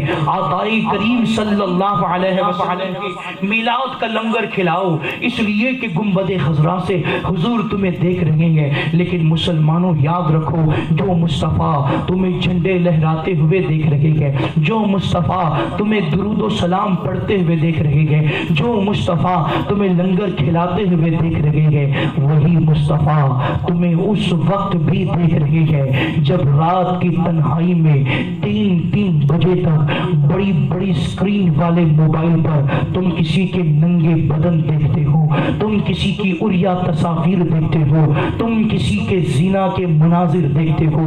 مسلمانوں، جب تم لنگر کھاتے ہو، نبی کے نام کا شربت پیتے ہو، تمہیں مصطفیٰ دیکھتے ہیں، لیکن جب تم شراب کے پیالے اپنے ہاتھوں میں اٹھا اٹھا کر پیتے ہو تب بھی مصطفیٰ تمہیں دیکھتے ہیں۔ کتنے تعجب کی بات ہے، کل تک کا وہ مسلمان جس کی راتیں اللہ کی یاد میں گزرتی تھی، کل تک کے وہ مسلمان جس کی راتیں مصلی پر بیٹھ کر اپنے گناہوں پر روتے ہوئے اپنے معبود کو راضی کرنے میں گزرتی تھی، کل تک کا وہ مسلمان جس کی راتیں تلاوت قرآن میں گزرتی تھی، کل تک کے وہ مسلمان جس کی راتیں نبی کی محبت میں روتے ہوئے گزرتی تھی، آج اسی مسلمان کی راتیں جوہوں کے اندر گزر رہی ہے، شراب نوشی میں گزر رہی ہے، زنا جیسے بھیانک جرم میں گزر رہی ہے، حرام کاریوں میں گزر رہی ہے۔ اے مسلمانوں، کیا نبی اسی لیے تشریف لائے تھے کہ نبی کو سال کے 12 دن اور 12 دن میں بھی ایک دن خصوصیت کے ساتھ یاد کرو، پھر سال بھر ان کو بھول جاؤ، ان کے فرامین کو بھول جاؤ، ان کی تعلیمات کو بھول جاؤ۔ اے مسلمانوں، نبی تمہیں زندگی کا نظام دینے کے لیے آئے ہیں، نبی تمہاری زندگی کو گناہوں سے پاک کرنے کے لیے آئے ہیں، نبی تمہارا رشتہ تمہارے رب سے چھوڑنے کے لیے آئے ہیں۔ کتنے تعجب کی بات ہے، اللہ کا پیغمبر دنیا میں تشریف لا رہا ہے، دنیا میں آتی ہی میرے آقا صلی اللہ علیہ وسلم نے سب سے پہلے اللہ کا سجدہ ادا کیا، اللہ کی بارگاہ میں سجدے کا نذرانہ پیش کر کے امت کو درس دیا، اے امت مصطفیٰ، تمہارا نبی دنیا میں آ کر سب سے پہلے جو کام کر رہا ہے وہی کام کائنات کا سب سے بڑا کام ہے، وہی کام دنیا کا سب سے بڑا کام ہے۔ لیکن مجھے بتاؤ مسلمانوں، آج مسلمانوں کے نزدیک سب سے چھوٹا کام کوئی ہے تو وہ نماز پڑھنا ہے، سب سے ہلکا کام کوئی ہے تو وہ سجدہ کرنا ہے، سب سے معمولی کام کوئی ہے تو وہ اللہ کے گھر میں آنا ہے، اللہ کی بندگی کرنا ہے۔ آپ کہیں گے مولانا کیسی بات کر رہے ہو، ہم نماز کو چھوٹا کہاں سمجھتے ہیں، ہم نماز کو ہلکا کہاں سمجھتے ہیں؟ یاد رکھو، اگر تم نماز کو ہلکا نہیں جانتے تو نماز کے وقت میں مسجدیں ویران نہیں رہتی اور نکڑ آباد نہیں رہتے۔ آج نمازوں کے اوقات میں اللہ کا معزین اللہ کے گھروں سے آواز دے رہا ہے، حی علی الصلاۃ، آؤ نماز کی طرف، حی علی الفلاح، آؤ کامیابی کی طرف۔ لیکن کتنے تعجب کی بات ہے، آج کا مسلمان اذان ہونے کے باوجود اپنی جگہ سے ٹس سے مس ہونے کو تیار نہیں ہے، ہوٹلوں میں بیٹھے ہوئے ہیں، چائے پی رہے ہیں، اپنے کاروبار میں لگے ہوئے ہیں، اپنی بیوی بچوں میں لگے ہوئے ہیں، اپنے آرام میں لگے ہوئے ہیں، اللہ کے گھر میں آنے کو تیار نہیں ہے۔ بلکہ امام صاحب اگر کسی کو سختی سے دعوت دیتے ہیں تو آپ جواب دیتے ہو مولانا ہمیں کاروبار کرنا پڑتا ہے، ہمیں پیٹ پالنا پڑتا ہے، آپ کو کیا پتا دکان کیسے چلائے، آپ کو کیا پتا کاروبار کیسے کرے، آپ کو کیا پتا کہ بیوی بچوں کو کیسے پالے، آپ کو کیا پتا کہ دنیا کے اندر نظام کیسے چلائے۔ مولانا ہم اگر نماز کو آئیں گے تو ہمارا کسٹمر چھوٹ جائے گا، نماز کو آئیں گے تو ہماری روزی ہمیں نہیں مل پائے گی۔ سنو، جس روزی کے نام پر تم اللہ کے گھر سے دور ہو کر اپنی دکانداریوں میں بیٹھے ہو اور روزی کا انتظار کر رہے ہو، حدیث سنو، جب مسجدوں سے اذان پڑھی جاتی ہے، جب مسجدوں سے اذان بلند ہو جاتی ہے تو میرے آقا کی حدیث ہے کہ روئے زمین کی روزی سمیٹ کر مسجد میں لا کر رکھ دی جاتی۔ اللہ کے فرشتے جب اذان ہوتی ہے تو زمین کی روزی سمیٹ کر مسجد میں لا کر رکھ دیتے ہیں، اور اللہ کے جو بندے اس وقت نماز کو آتے ہیں اور نماز پڑھ کر نکلتے ہیں تو ان بندوں کے حصے کی روزی فرشتے ان کے سپرد کر دیتے۔ تم دکان میں بیٹھ کر اللہ کے سجدوں کو چھوڑ کر روزی کا انتظار کر رہے ہو، مگر افسوس نہ روزی ملی، نہ اللہ کی بندگی تم کر پائے، نہ خدا ملا، نہ وصال صنم، نہ ادھر کے رہے نہ ادھر کے ہم۔ لیکن سنو، اگر کبھی کبھی نماز کے لیے کسٹمر تمہارا چھوٹ بھی جائے تو غم نہ کرنا، تاریخ میں ایسے بھی واقعات ملتے ہیں کہ اللہ کے ان بندوں نے اللہ کی محبت میں اپنی دکانداری کو ترک کیا، اپنے کسٹمر گاہک کو چھوڑ دیا اور اللہ کے دربار میں آئے، اللہ کا سجدہ ادا کرنے کے لیے آئے، اور بظاہر نماز پڑھنے کی بنیاد ان کا گاہک چھوٹ گیا، ان کا کسٹمر چھوٹ گیا، مگر اللہ نے رسوا نہیں ہونے دیا۔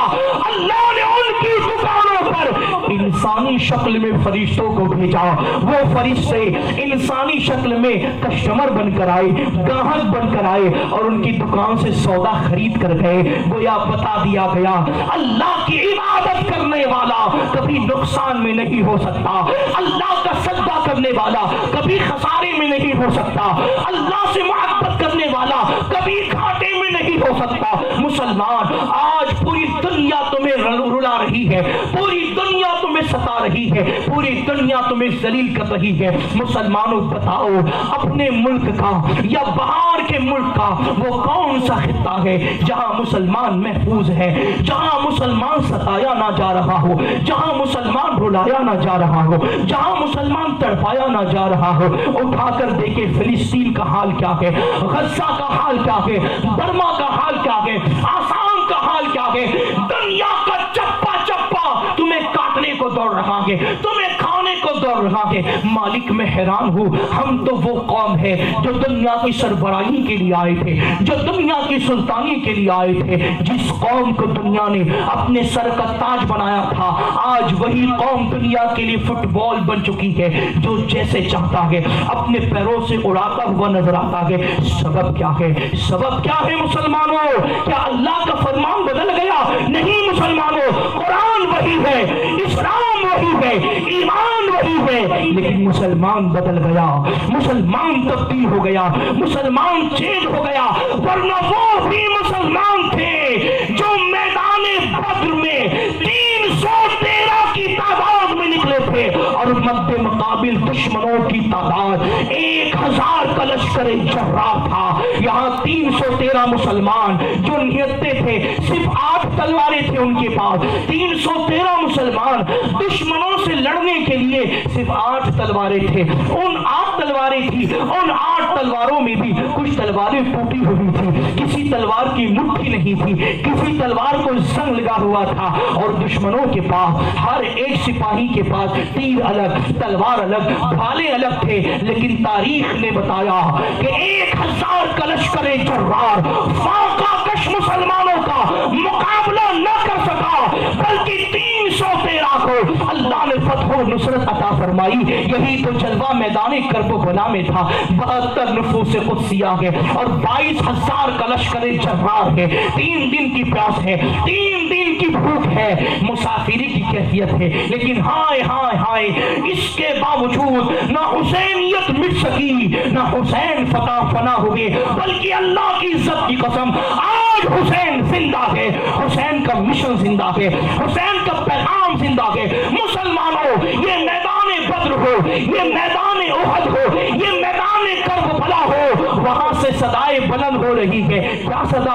اے مسلمان، تیرے پاس ہتھیار نہیں ہے، غم نہ کرنا، تو نہتا ہے، غم نہ کرنا، کمزور ہے، غم نہ کرنا، اسباب نہیں ہے، غم نہ کرنا، اس لیے کہ مسلمانوں کا بھروسہ تلواروں پر نہیں، پروردگار پر ہوتا ہے۔ مسلمانوں نے اللہ کی ذات پر توکل کر کے جب دریا میں گھوڑے دوڑا دیے تو اللہ نے دریا کا پانی بھی زمین کی طرح ان کے لیے بنا دیا، جس پر وہ گھوڑے دوڑاتے ہوئے اپنے مقصد تک پہنچ کر دنیا کو پیغام دے کر گئے کہ تم مسلمان بن جاؤ، یہ ساری کائنات تمہاری غلام بن جائے گی۔ لیکن مسلمان نماز پڑھنے کو تیار نہیں ہے، مسلمان حرام کاریوں سے بچنے کو تیار نہیں ہے۔ اور اے میری مائیں، اے میری بہنیں آپ بھی سن رہی ہو, آپ بھی قابل مبارکباد ہو کہ آپ نبی کا میلاد سننے کے لیے آئی ہو, نبی کی پیدائش کا ذکر سننے کے لیے آئی ہو. لیکن اے میری بہنوں, تمہیں بھی اپنی اصلاح کرنی ہے, اس لیے کہ تم نے سیدہ فاطمہ الزہرا کو اپنا آئیڈیل مانا ہے.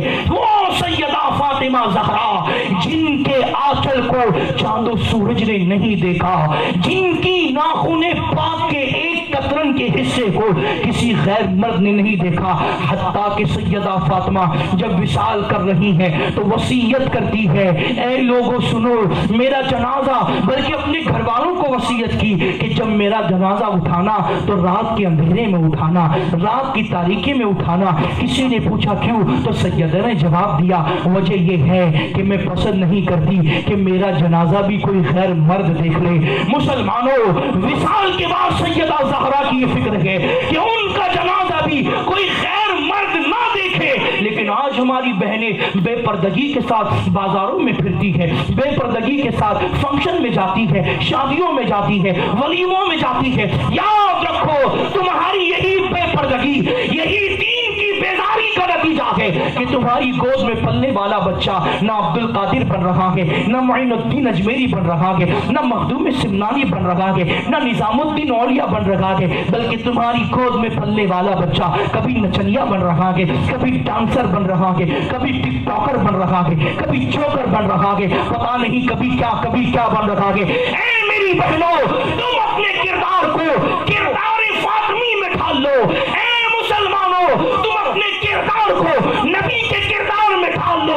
اللہ کی عزت کی قسم, اگر تمہارا کردار علی کا کردار ہوگا اور تمہاری بیویوں کا کردار فاطمہ کا کردار ہوگا, تمہاری گود میں پلنے والا بچہ کبھی حسن بنے گا, کبھی حسین بنے گا اور دین کے جھنڈے کو لے کر دنیا کے اندر نصب کرے گا. لیکن مسلمانوں, نہ تم دین سے قریب ہو رہے ہو, نہ تم اپنے آپ کو علم سے قریب کر رہے ہو, نہ بچوں کو دین سکھا رہے ہو. نتیجتاً جس بچے کو آپ نے خون پلا پلا کر بڑا کیا تھا, وہی بچہ جب جوانی کی دہلیز پر قدم رکھتا ہے تو باپ کو کچرا سمجھنے لگ جاتا ہے, ماں کو بوجھ سمجھنے لگ جاتا ہے.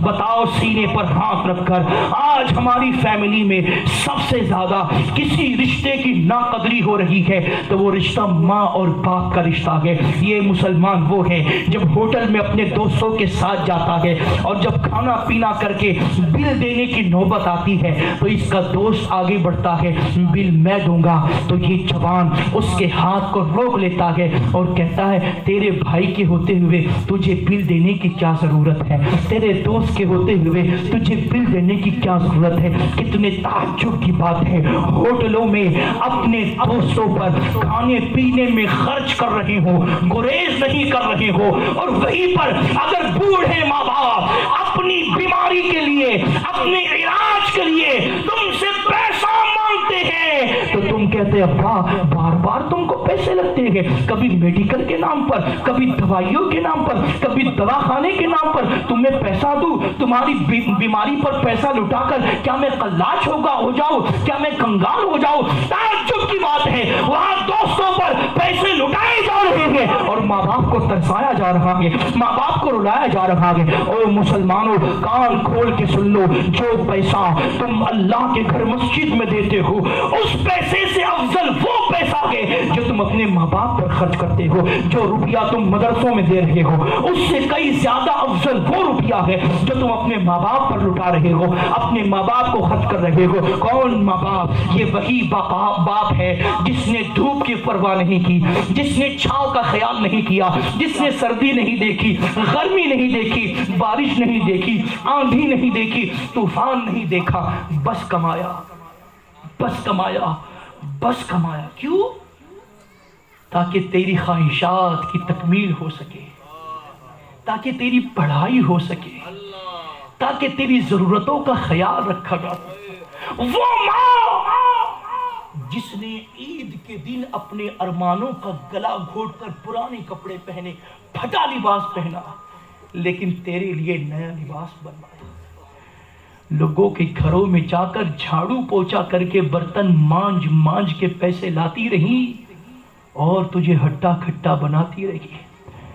باپ سر کا پسینہ پیر تک بہا کر لوگوں کے یہاں محنت مزدوری کر کے دھکے کھاتا رہا، گالیاں سنتا رہا، طنز سنتا رہا، لیکن پیسہ کمایا تاکہ میرا بچہ اپنے پیروں پر کھڑا ہو جائے۔ مگر او نادان، جب تو اپنے پیروں پر کھڑا ہو کر 2 روپیہ کمانے کے لائق بن گیا تو تجھے وہی بوڑھا باپ بوجھ لگ رہا ہے، وہی ماں تجھے گھر کا کچرا تصور ہو رہی ہے، وہی ماں باپ جنہیں بیوی کی محبت میں گھر سے دھکے دے کر نکالا جا رہا ہے، یا تو انہیں چھوڑ کر کہیں دوسری جگہ آشیانہ بسایا جا رہا ہے۔ یاد رکھو، تم ماں کو جب گھر سے نکالو گے تو یہ نہ سوچنا کہ ماں گھر سے نکلی ہے، اللہ کی عزت کی قسم تمہاری جنت تمہارے گھر سے چلی گئی۔ اگر باپ کو دھکے دیا اور نکال دیا تو نہ سمجھنا کہ باپ کو نکال دیا، اللہ کی عزت کی قسم جنت کا دروازہ تم نے بند کر دیا۔ یہ باپ وہ ہے جس کے بارے میں نبی کا فرمان ہے کہ جیسے ایک نبی کی دعا امتی کے حق میں مقام رکھتی ہے، وہی مقام باپ کی دعا بیٹے کے حق میں رکھتی ہے۔ بہت معذرت کے ساتھ ہاتھ جوڑ کر عرض کروں گا، آپ مجھ سے کہتے ہیں حضرت دعا کرو، آپ ہمارے امام صاحب سے کہتے ہیں کہ حضرت دعا کرو، آپ پیر صاحب سے کہتے ہیں کہ دعا کرو، اچھی بات ہے، دعا کرواؤ ان بزرگوں سے، ان سادات سے، آل رسول ہے کہ دعا قبول، لیکن سنو، آپ کے لیے میں دعا کروں کوئی گارنٹی نہیں کہ قبول ہو، آپ کے لیے دعا عالم صاحب کرے کوئی گارنٹی نہیں کہ قبول ہو، آپ کے لیے دعا محدث صاحب کرے کوئی گارنٹی نہیں کہ قبول ہو، مگر اللہ کی عزت کی قسم ایک بیٹا جس کے حق میں ساری کائنات دعا کرے اور تنہا ماں باپ دعا کرے، اللہ ساری کائنات کی بد دعا رد کرے گا، ماں باپ کی دعا قبول ہو۔ کبھی گھر میں اپنے باپ کے پیر پکڑ کے کہا کہ ابا میرے لیے دعا کرے، کبھی اپنی ماں کے پیر چوم کے کہا امی میرے لیے دعا کر۔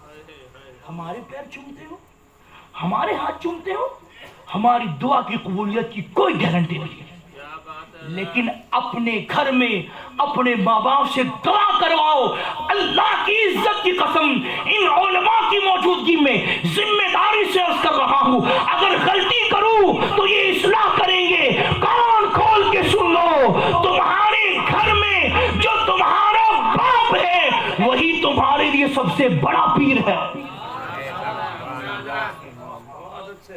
تمہارے گھر میں جو تمہاری ماں ہے وہی تمہاری سب سے بڑی مخدومہ ہے، دعا کراؤ ان سے،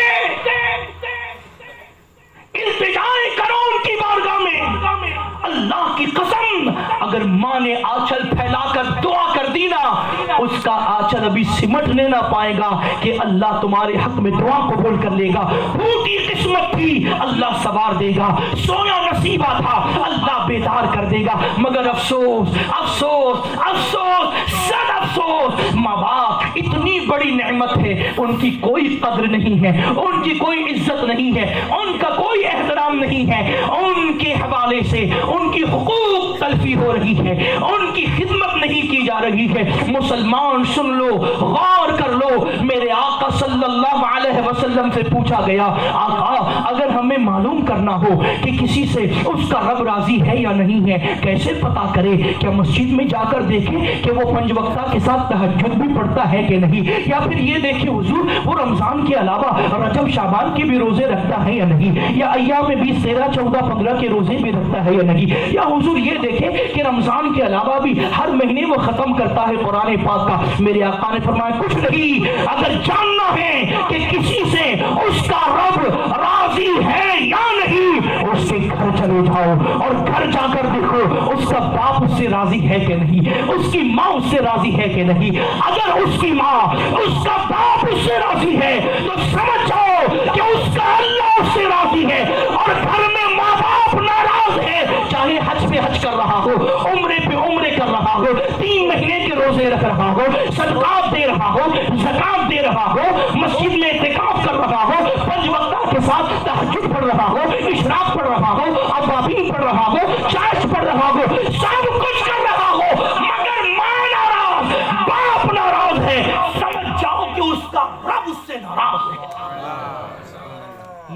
دین یہ ہے اسلام مسلمان. ہم ایک روایتی انداز میں اپنے دین کو سمجھنے کی کوشش کر رہے ہیں، لیکن نہیں مسلمانوں، آج پوری دنیا میں اسی لیے تباہ. ہم نے 2-4 باتوں کو دین سمجھ لیا اور سمجھ رہے ہم سے بڑا کوئی مسلمان نہیں، ہم سے بڑا کوئی مسلمان نہیں. سنو مسلمانوں، میرے آقا صلی اللہ علیہ وسلم کی حدیث ہے. حضور سے پوچھا گیا حضور ایمان کیا ہے؟ تو میرے آقا نے فرمایا جب تجھے نیکی کر کے خوشی محسوس ہو اور گناہ کر کے شرمندگی ہو، یہ کیفیت اگر تجھے نصیب ہو جائے تو سمجھ جا کہ تو مومن ہے. بڑی معذرت کے ساتھ آج نیکی کر کے شرمندگی ہوتی ہے اور گناہ کر کے فخر ہوتا ہے. لوگ اپنے گناہ کو ضائع، میں نے تو یہ کام کر کے آیا، اپن نے تو یہ کام کیا، اپن نے تو وہ کام کیا، اپن نے تو. نیکی کر کے خوش ہونا اور گناہ کر کے شرمساری محسوس کرنا، یہ ایمان. اور دوسرے مقام پر ایک حدیث میں میرے آقا سے پوچھا حضور ایمان کیا؟ میرے آقا نے فرمایا تو صبح اس حال میں کر کہ تیرا سینہ ہر مومن کے کینے سے پاک ہو. یہ کیفیت اگر تجھے نصیب ہو جائے تو سمجھ جا تو مومن ہے. آج بتائے ہمارے دلوں میں اپنے ہی مسلمان بھائیوں کے لیے کینے ہیں. وہ سینہ جس میں مدینہ بٹھانا تھا اس میں کسی کا کینہ بٹھا کر زندگی جی رہے. یہ نبی کی تعلیم نہیں ہے. نبی کی تعلیم یہ ہے کہ مسلمان ایک دوسرے کے کینے سے اپنے سینے کو پاک کرے اور سیسا پلائی ہوئی دیوار بن کے کھڑے ہو جائے تاکہ ہر باطل قوت کا مقابلہ کر سکے، ہر باطل طاقت کو گھٹنے ٹیکنے پر مجبور کر سکے. لیکن مسلمان آپس میں لڑ رہے ہیں. نہیں مسلمانوں، اتحاد پیدا کرو اور میرے آقا صلی اللہ علیہ وسلم کی تعلیمات پر عمل کرو.